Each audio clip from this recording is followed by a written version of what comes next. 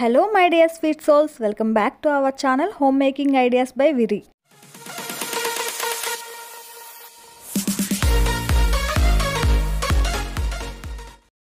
పిల్లలకు లంచ్ బాక్స్లో ఎప్పుడు ఆకుకూరలు కూరగాయలతోనే కాకుండా ఇలా ఎగ్ రైస్ని చేసి పంపిస్తే చాలా ఇష్టంగా ఇంట్రెస్ట్గా తింటారు. కాకుండా ఎప్పుడైనా నైట్ టైం రైస్ మిగిలిపోయినట్లయితే మార్నింగ్ ఈ ఎగ్ రైస్ని చేసి చూడండి, చాలా బాగుంటుంది.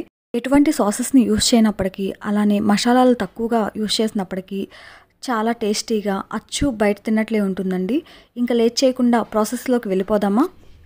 రైస్ని ప్రిపేర్ చేయడానికి 1 medium size carrot, 1 medium size onion, అలాగే చిన్న టమోటాను, 3 పచ్చిమిర్చిని చిన్నగా తరుక్కొని పక్కన పెట్టేసుకుందాము. అలానే 3 ఎగ్స్ని కూడా తీసుకుందాము. నెక్స్ట్ ఒక ప్యాన్ తీసుకొని ప్యాన్ హీట్ ఎక్కిన తర్వాత దానిలో 1 స్పూన్ ఆయిల్ని యాడ్ చేసుకుందాము. ఆయిల్ హీట్ ఎక్కే లోపల ఒక బౌల్ని తీసుకొని దానిలో ఎగ్స్ని బీట్ చేసుకొని కొంచెం సాల్ట్ అలాగే పెప్పర్ పౌడర్ వేసుకొని బాగా మిక్స్ చేసుకుందాము. ఆ మిక్స్ చేసుకున్నటువంటి మిశ్రమాన్ని ప్యాన్లో యాడ్ చేసుకుందాము. ప్యాన్లో యాడ్ చేసిన వెంటనే గరిటె పెట్టి తిప్పకుండా దాన్ని కొంచెం సేపు కుక్ అవనిచ్చి మరీ చిన్న పీసులుగా కాకుండా కొంచెం పెద్ద పీసులుగా అవ్వేలాగా ఫ్రై చేసుకున్నటువంటి ఎగ్ పీసెస్ను ఒక బౌల్లోకి తీసుకొని పక్కన పెట్టుకుందాము.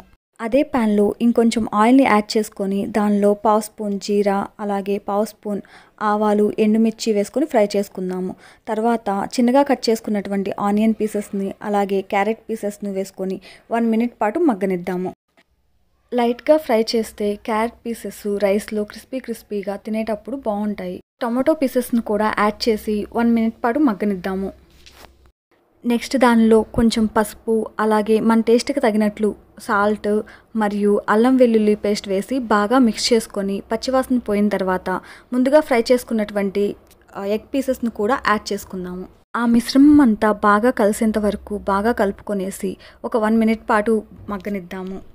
నెక్స్ట్ దానిలో 1 స్పూన్ గరం మసాలా, 1/2 స్పూన్ ధనియా పౌడర్, 1/2 స్పూన్ జీరా పౌడర్ వేసుకొని బాగా మిక్స్ చేసుకుందాము.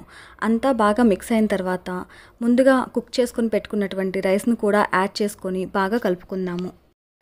ఫైనల్గా రైస్కి సరిపడా ఉప్పు, కారం అలాగే కొత్తిమీర మరియు నిమ్మరసాన్ని పిండి బాగా మిక్స్ చేసుకొని సర్వ్ చేసేసుకుందాము. ఇంతే అండి, చాలా ఈజీగా టేస్టీగా ఎగ్ రైస్ని చేసి మీరు మీ పిల్లలకి లంచ్ బాక్స్కి పంపించండి. అలానే మీకు ఎలా కుదిరిందో నాకు కామెంట్ చేయండి. మన వీడియోస్ మీకు నచ్చినట్లయితే మీ ఫ్రెండ్స్ అండ్ ఫ్యామిలీకి షేర్ చేసి నన్ను సపోర్ట్ చేయండి. ఇంకా మీరు సబ్స్క్రైబ్ చేసుకోకుండా చూస్తున్నారా? అలా అయితే సబ్స్క్రైబ్ చేసి నన్ను సపోర్ట్ చేస్తారని కోరుకుంటున్నాను. Thank you for your support. Please like, share, subscribe to Homemaking Ideas by Viri.